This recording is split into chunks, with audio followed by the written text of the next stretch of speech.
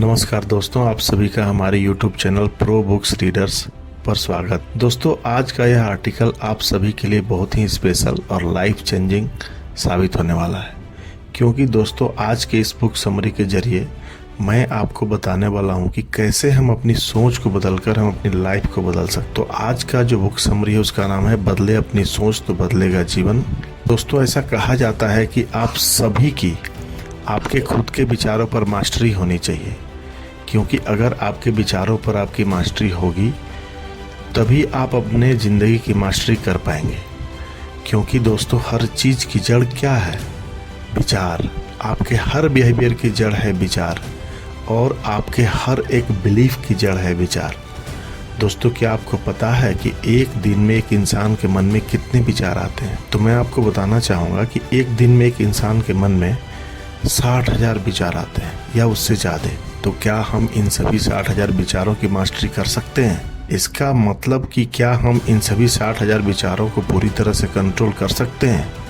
दोस्तों, अगर आप इन सभी सवालों के जवाब आसान भाषा में जानना चाहते हैं तो आप आज के इस बुक समरी को अंत तक जरूर सुनें। दोस्तों, बदले अपनी सोच तो बदलेगा जीवन किताब को भूपेंद्र सिंह राठौर जी ने लिखा हुआ है, और वो एक international motivational speaker, corporate trainer और उसके साथ ही एक बिजनेसमैन कोच भी है। उनका कोच BSR नाम का एक यूट्यूब चैनल भी है, जिस पर वे अपने वीडियोज के माध्यम से लोगों को मोटिवेट करते हैं। दोस्तों, बदले अपनी सोच तो बदलेगा जीवन किताब आपको अपने विचारों पर कंट्रोल करने में मदद करेगी, और उसके साथ ही यह किताब आपको आपके नकारात्मक भावों के तालाब से बाहर निकालकर प्रसन्नता और सफलता की राह तक ले जाएगी। दोस्तों, इस किताब में दिए गए तकनीकों को अगर आपने अपने जीवन में उतारा तो आपका जीवन चमत्कारिक रूप से बदल सकता है। तो दोस्तों, बिना समय को वेस्ट किए चलिए जानते हैं इस किताब में दिए गए महत्वपूर्ण लाइफ लेसन्स के बारे में जो आपके जीवन को बदल सकते हैं। पहला है मन के नियम। दोस्तों, इस अध्याय में लेखक भूपेंद्र सिंह जी ने मनुष्य के मन के बारे में बताया हुआ है, जो दिखाई तो नहीं देता है लेकिन मनुष्य का सबसे शक्तिशाली अंग वही है, और वो कैसे कार्य करता है और उसके नियम क्या हैं, यह सब इस अध्याय में बताए हुए हैं। तो चलिए एक एक करके जानते हैं। पहला है, मन किसी भी प्रकार के शब्दों अथवा भाषा को नहीं पहचानता, बल्कि यह केवल चिन्हों को समझता है। दोस्तों, हमारा मन किसी भी प्रकार के शब्दों अथवा भाषा को नहीं पहचानता, बल्कि यह केवल चिन्हों को समझता है। दोस्तों, मैं आपको एक उदाहरण देकर समझाने की कोशिश करता हूँ। यदि मैं आपसे कुछ वाक्य कहूँ तो आप मन ही मन उसकी एक तस्वीर बनाते जाएंगे, और चलिए इसे साबित करते हैं। एक व्यक्ति लाल रंग का बैग अपने कंधे पर लेकर जा रहा है। आपने देखा क्या हुआ? अगर आपने ऊपर दिए हुए वाक्य को पढ़ा हुआ होगा तो आपने मन ही मन यह जरूर सोचा होगा कि एक व्यक्ति अपने कंधे पर लाल रंग की बैग लेकर चल रहा है। दोस्तों, मनुष्य का मन ऐसे ही कार्य करता है। यदि आप अपने आप से कहते हैं कि मुझे किसी भी प्रकार का उधार नहीं चाहिए, या आप कहते हैं कि मुझे किसी भी प्रकार की मुसीबत में नहीं फंसना है, तो ऐसा सिर्फ सोचने भर से ही आपके मन में उधार और मुसीबतों भरी बातें आपके मन में आने लग जाती हैं। दोस्तों, यदि आप नकारात्मक या निराशा भरी बातें सोचते हैं तो आपको उन्हें तुरंत अपने मन से हटाना होगा, क्योंकि अगर आप ऐसा नहीं करते हैं तो आप उसमें और ज़्यादा फंसते जाएंगे। इसलिए तुरंत एक ठोस कदम उठाइए, जैसे कि जोर से एक गीत गाएं या जोश पैदा करने वाला कोई गीत सुने, या आप जो भी करना चाहते हैं उसे आप जरूर करें, लेकिन कुछ न कुछ अवश्य करते रहिए। क्योंकि दोस्तों, सभी महान नेता जो इस दुनिया में महान कहलाए गए, वो सिर्फ इसलिए महान नेता कहलाए गए क्योंकि उन्होंने अपने मन को केवल उसी दिशा में केंद्रित किया जो काम करना चाहते, न कि उस दिशा में केंद्रित किया जो वे नहीं करना चाहते। दूसरा है, मन कल्पना तथा वास्तविकता में अंतर नहीं समझता। दोस्तों, आज हम कभी भी कोई दुखद फिल्म देखते हैं तो उसे देखने के बाद हमें रोना आ जाता है, या कोई डरावनी फिल्म देखने के बाद हमारे मन में कई दिनों तक एक डर सा बैठ जाता है। हमें पता होता है कि वो सिर्फ एक फिल्म थी, ना कि कोई सच्चाई थी, फिर भी हम डरने लगते हैं। ऐसा क्यों होता है जानते हैं आप? दोस्तों, डर एक ऐसी चीज़ है जो आपके और हम सभी के मन में तब बस जाती है जब हम किसी ऐसी घटना के बारे में केवल सोचते हैं जो कभी हुई ही ना हो, या बीते समय में हमारे साथ हुई हो। लेकिन आप और हम ऐसा कभी नहीं चाहते कि ऐसी घटना हमारे साथ कभी भी हो। डर इंसान को अपंग बना देता है, क्योंकि इंसान का अवचेतन मन कल्पना और सच्चाई में अंतर करना नहीं जानता है। तीसरा है, मन कम से कम काम करने में यकीन रखता है। दोस्तों, हमारा मन हमेशा किसी भी काम को आसान तरीके से पूरा करना चाहता है, क्योंकि हमारा मन कम से कम काम करने में यकीन रखता है।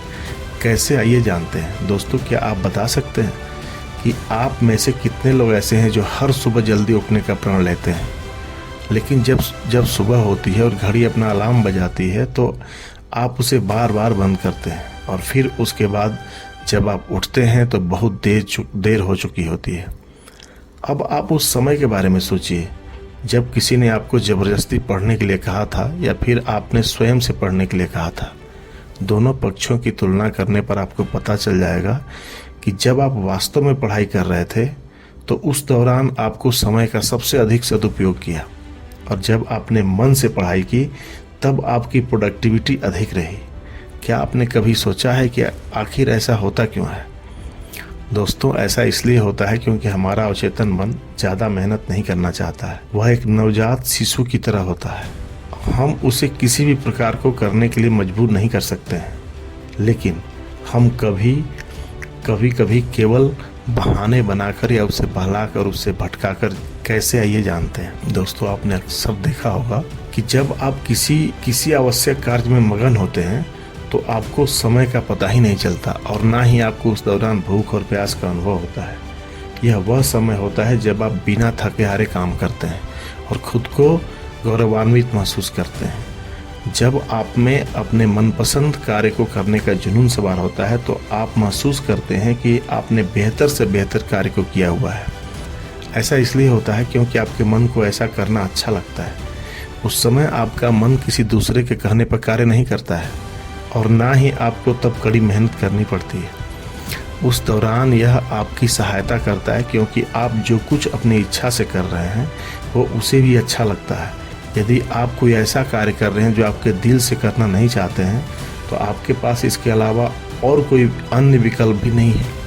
तो लेखक कहते हैं कि तो आप खुद को ज़बरदस्ती उस कार्य को करने से रोकें, क्योंकि आप जितना अधिक समय उस कार्य को करने में लगाते जाएंगे तो आप उतना ही अधिक थकते जाएंगे, जिसका परिणाम यह होगा कि आप हार कर उम्मीद करना छोड़ देंगे। इसलिए किसी भी कार्य को करते वक्त आपको हर 1 घंटे के बाद आपको कुछ न कुछ ऐसा सकारात्मक कार्य करना है जिससे आपके मन में ऊर्जा का संचार हो। जैसे कि आप अपने घनिष्ठ मित्र के साथ बात कर सकते हैं, या आप अपने मनपसंद उपन्यास के कुछ पेजेस पढ़ सकते हैं। इससे होगा यह कि आपका मन फिर से तरोताज़ा हो जाएगा और आप बहुत जल्दी महसूस करेंगे कि जिस कार्य को करने में आपको बोरियत महसूस हो रही थी, मन में पॉजिटिव विचार आने से वही कार्य करने में आपको अच्छा लगने लगेगा।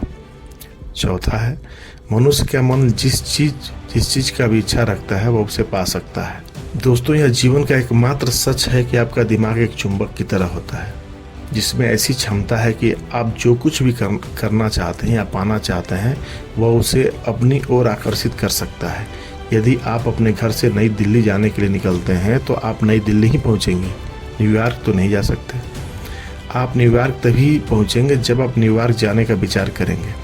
आप अपने किसी भी लक्ष्य को पूरा करते हैं तो इसके पीछे केवल एक ही कारण होता है कि आपने इसके बारे में क्या सोचा था और अपनी उस सोच को पूरा करने के लिए क्या क्या प्रयास किए हुए थे। यदि आप अपने आसपास देखेंगे तो आपको पता चल जाएगा कि लोग अक्सर आपस में बातें करते हुए दिखाई देते हैं कि एक न एक दिन उन्हें अच्छा वेतन प्राप्त होगा, और उनमें से अधिकतर लोग ऐसा वेतन प्राप्त करने में सफल भी हो जाते हैं, लेकिन कड़े परिश्रम करने के बाद भी उन्हें ऐसी कामयाबी मिलती है। कुछ लोग ऐसे भी होते हैं जो उच्च श्रेणी का जीवन व्यतीत करना चाहते हैं और समय आने पर वे भी अपने मकसद में कामयाब हो जाते हैं जिसके बारे में उन्होंने सोचा था।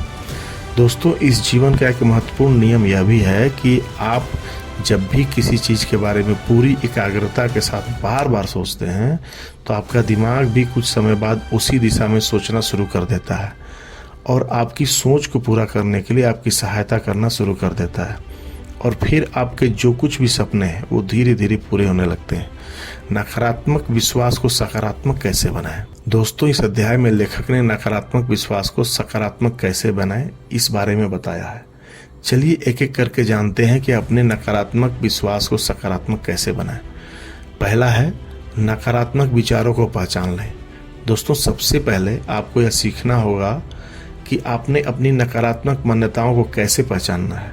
ऐसा करने के लिए आपको मन में चल रहे नकारात्मक विचारों का पता लगाना है और फिर कुछ सवाल करके उनकी पुष्टि करना है। मैं आपको एक उदाहरण प्रस्तुत करके समझाता हूँ। उदाहरण के लिए आप सोचते हैं कि मैं पढ़ाई में उतना अच्छा नहीं हूँ, तो फिर अपने आप से यह पूछें कि क्या ऐसा विचार आपके मन में बार बार आता है। क्या ऐसा विचार सोचने से आपको बुरा लगता है? क्या ऐसे विचार आपको किसी लक्ष्य तक पहुंचाने में बाधा उत्पन्न करते हैं? यह आपकी उन्नति में किस प्रकार बाधा? दोस्तों, नकारात्मक विचार वो होते हैं जो आपके जीवन पर नकारात्मक प्रभाव डाल। नकारात्मक विचारों का पता लगाना अगली स्टेप है। आपको तुरंत उसका समर्थन करने से बचना है। तुरंत उनका समर्थन करने से बचें। जानिए कैसे एक छोटा सा कदम आपकी जिंदगी बदल सकता है। जानिए सफलता क्या है और जीवन में सफलता कैसे प्राप्त करते हैं। दोस्तों, बहुत से लोग बिना सोचे समझे और झूठे सबूतों के बल पर नकारात्मक मान्यताओं का समर्थन करते रहते हैं और उनके बारे में अधिक से अधिक सोचते हैं। आपको ऐसा नहीं करना है। दोस्तों, इनका समर्थन न करना ही नकारात्मक मान्यताओं को रोकने का सबसे पहला तरीका, पहला स्टेप है ये। तीसरा ये है, यह मान लें कि ऐसे विचारों में कोई सच्चाई नहीं होती है। दोस्तों, मान्यताओं और सच्चाई में बहुत ज़्यादा अंतर होता है। सच्चाई कभी नहीं बदलती है और वहीं पर मान्यताएं हर व्यक्ति के हिसाब से अलग अलग होती हैं और वो समय समय पर बदलती रहती हैं। उदाहरण के लिए, यह एक सच्चाई है कि शाहरुख खान एक बहुत ही बड़ी हस्ती है, लेकिन मान्यता यही है कि कोई भी उनसे महान नहीं हो सकता। दोस्तों, अब आपको मान्यताएं और सच्चाई में क्या फ़र्क होता है, यह आपको समझ आ ही गया होगा।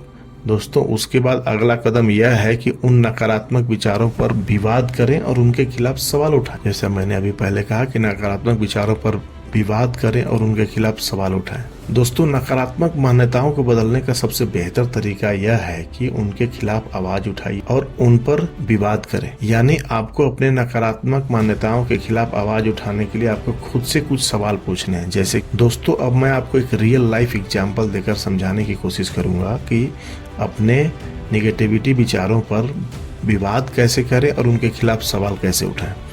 दोस्तों, एक बार लेखक 1000 से भी ज़्यादा स्टूडेंट को एक सत्र में संबोधित कर रहे हैं। तब उन्होंने यह देखा कि विद्यार्थियों का एक बहुत बड़ा जो गुट है अपने में मस्त था, जो कि इस सत्र में भाग नहीं ले रहा था, और इसलिए लेखक ने उन्हें स्टेज पर बुलाया। लेकिन उसमें से एक भी बच्चा स्टेज पर नहीं आया, क्योंकि वे स्टेज पर जाने से डरते थे। इसलिए लेखक भूपेंद्र सिंह जी ने उस गुट में से एक बच्चे के पास गए और उस बच्चे के सामने जाकर बैठ गए और उस बच्चे से पूछा कि तुम क्यों स्टेज पर नहीं आना चाहते हो। आपको कैसे पता चलता है कि आपको किस चीज़ के बारे में आत्मविश्वास नहीं है? क्या आपको यकीन है कि आप में आत्मविश्वास नहीं है? क्या आपने कभी अपने ऊपर विश्वास किया है? क्या आपको ऐसी घटना याद आती है जब आपने खुद पर विश्वास किया हो?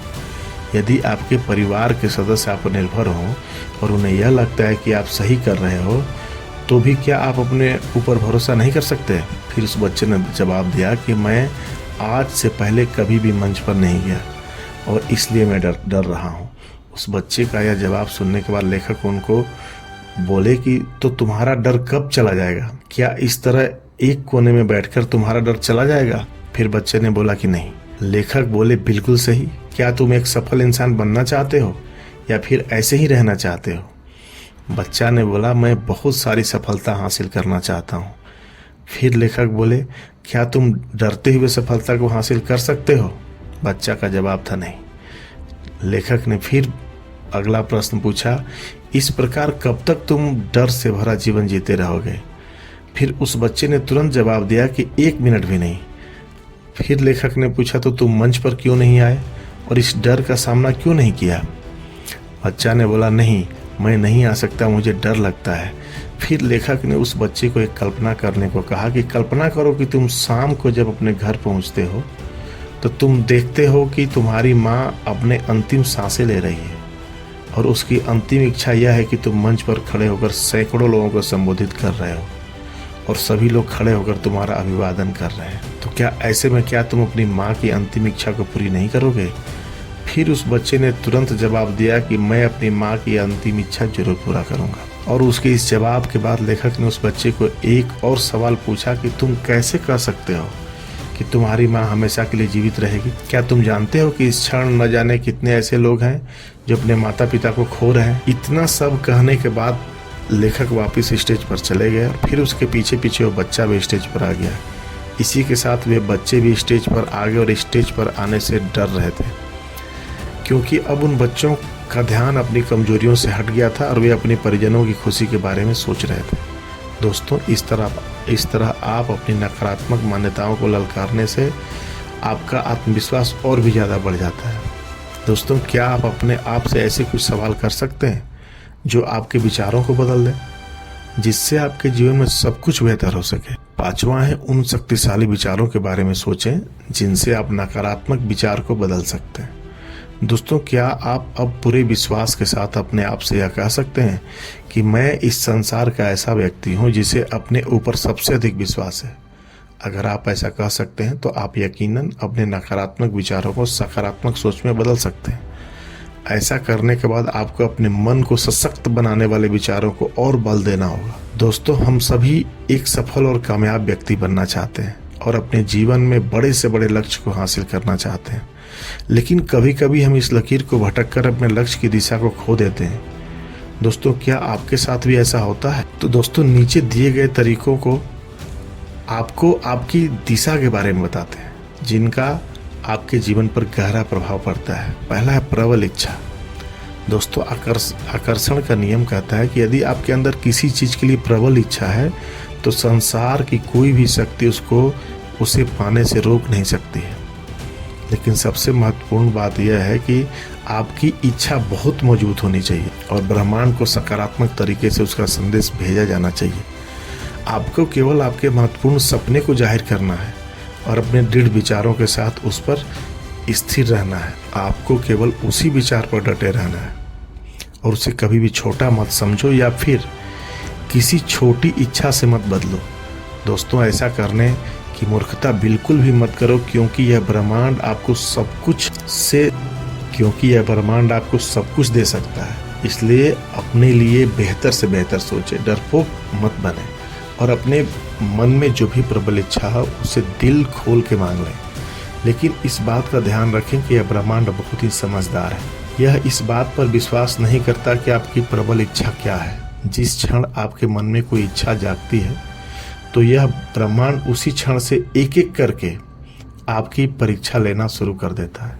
जो व्यक्ति इस परीक्षा में उत्तीर्ण हो जाता है, जीत उसी की होती है। दूसरा है पूर्ण स्पष्टता। दोस्तों, अगर आपको सफल और कामयाब व्यक्ति बनना है तो आपके पास जो भी लक्ष्य है उसमें पूर्ण स्पष्टता होनी चाहिए। दोस्तों, मैं आपको एक उदाहरण देकर समझाने की कोशिश करता हूँ कि दोस्तों इस उदाहरण को ध्यान से पढ़ें। एक बार एक व्यक्ति था जो कई सालों तक रोजाना ईश्वर की प्रार्थना किया करता था। एक दिन ईश्वर उसके सामने प्रकट हो जाते हैं और उसे 3 वरदान देते हुए कहते हैं कि मेरे पुत्र, तुम क्या चाहते हो? उस व्यक्ति ने जवाब दिया, मैं चाहता हूं कि मेरा बैग नोटों से भरा रहे और मैं चाहता हूं कि मेरे पास आसपास खूबसूरत महिलाएं रहें और मेरे पास बहुत बड़ी बड़ी गाड़ी हो। फिर ईश्वर ने कहा कि ठीक है, ऐसा ही होगा। वह व्यक्ति आगे चलकर एक बस का कंडक्टर बन गया और उसके गले में लटके बैग में नोट भरे हुए रहते थे और रोजाना खूबसूरत महिलाएं उसकी बस में आकर बैठती थी और जब बस चलती थी तो सड़क पर सैकड़ों कारें उसके आसपास दिखाई देती थी। दोस्तों, भगवान को बस से बड़ी गाड़ी समझ में नहीं आई, इसलिए आपका जो भी लक्ष्य है उसके बारे में पूरी स्पष्टता से सोचें। दोस्तों, अब आपको समझ में आ ही गया होगा कि अपने लक्ष्य के बारे में पूर्ण स्पष्टता होना क्यों जरूरी है। तीसरा है पूर्ण विश्वास। दोस्तों, अगर हमें अपने सभी सपनों को पूरा करना है तो अपने सपनों पर पूर्ण विश्वास का होना बहुत जरूरी होता है। जब आप पूरे विश्वास के साथ अपनी इच्छा को जाहिर करते हैं तो यह ब्रह्मांड भी उसे पूरा करने में पूरी ताकत लगा देता है। यह मत पूछें कि क्यों और कैसे, क्योंकि इस सवाल का आपसे कुछ भी लेना देना नहीं है। आपका काम सिर्फ मांगना है और वो मांगी हुई चीज आपको जरूर मिलेगी। ऐसा दृढ़ विश्वास के बाद यह ब्रह्मांड आपको वो सब कुछ देगा जो आप चाहते हैं और उसके साथ ही आपको कर्म करना भी बहुत आवश्यक है। चौथा, उम्मीद और भरोसा। दोस्तों, उम्मीद और भरोसा दो ऐसे मजबूत स्तंभ हैं जो आपको किसी भी चीज़ की इच्छा करने तथा उसे पूरा करने की शक्ति देते हैं। यदि आप अपने सपने का घर बना रहे हैं या सफलतापूर्वक कोई प्रयोग करना चाह रहे हैं तो आपको अपनी उम्मीदों को जीवित रखना है और उस पर पूरा भरोसा करना है। अपनी इच्छाओं को कैसे बढ़ावा दें?